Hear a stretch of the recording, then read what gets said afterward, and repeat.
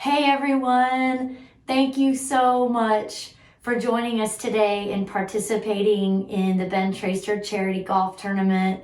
It's just amazing that we all put this together, and I just wanted to share the inspiration of the tournament. My brother Ben Tracer is the one who inspired me to put this event together, and here's just a little bit of background info and things about Ben.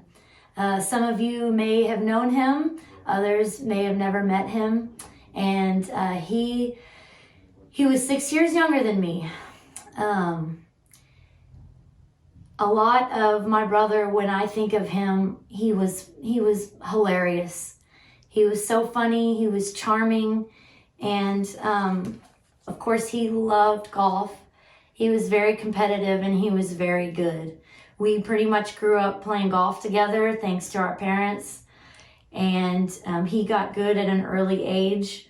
He played competitively in middle school and in high school and earned a scholarship to Incarnate Word to play on the golf team there. And so that is a big reason why I wanted to do a golf tournament, knowing that he would have wanted that. It was just a big part of his life.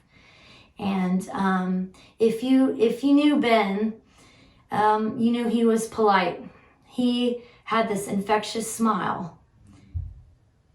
Everyone liked him. He was sensitive. He was funny. And he just had this infectious personality that you just felt at ease around him. The best gifts that he left behind were his kids, Benjamin and Kennedy. And they are 9 and 7. And he, funny story about Benjamin, the younger one.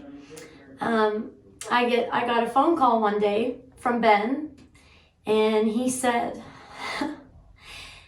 "Marla, guess what I'm holding in my arms right now?" I said, "What?" "My son." And turns out he delivered Benjamin Tracer in the back seat of my parents' car, all by himself.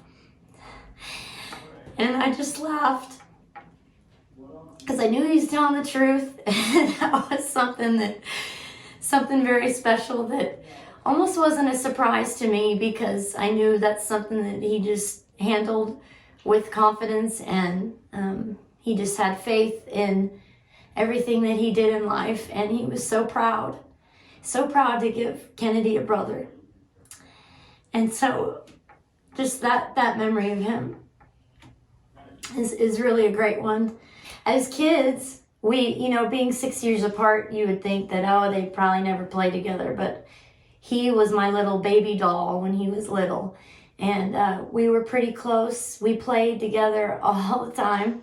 We also fought all the time, and when I mean fight, I mean physically. We would lay on the ground just kicking each other,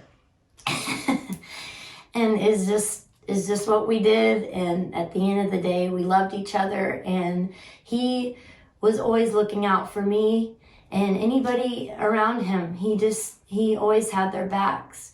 Even if it was a stranger off the street, he would have done anything for him. For a short while, he did teach golf lessons, and he loved it. He was really, really good at it. And unfortunately, he struggled with addiction from the age of 16 or so. And what started as, a fun thing to do with your friends, just turned out to be a heroin addiction.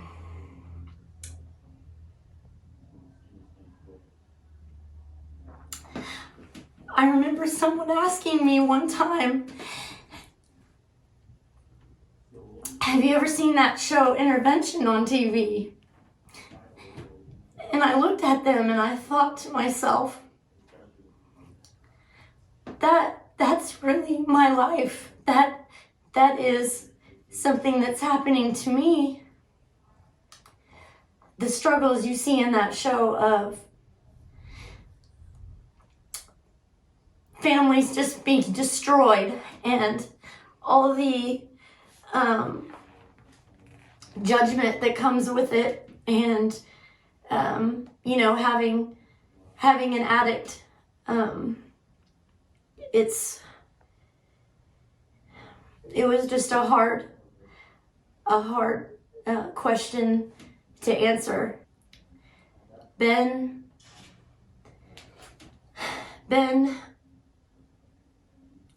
passed away at the age of 24. And ironically, after a year-long battle of trying to get him into another rehab, a week after he passed away, they showed up at my parents' door looking for him. He had finally got in to this particular rehab. When this tournament came about, I wanted to find a charity that really helped others. And there are so many struggling. And part of the struggle is the addict, you know, losing hope that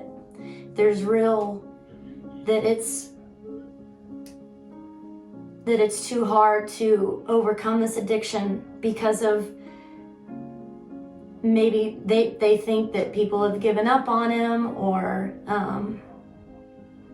there's such a stigma that comes with addiction. And that really saddens me. I'm sure many of you have known someone or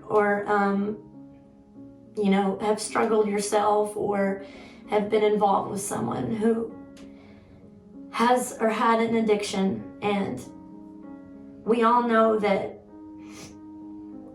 it's a health issue, not a moral issue. That person is not morally flawed.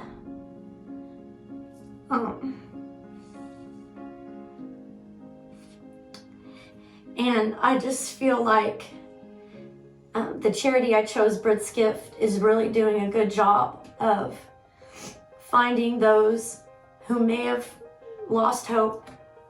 They may have already been to rehab 5-10 times,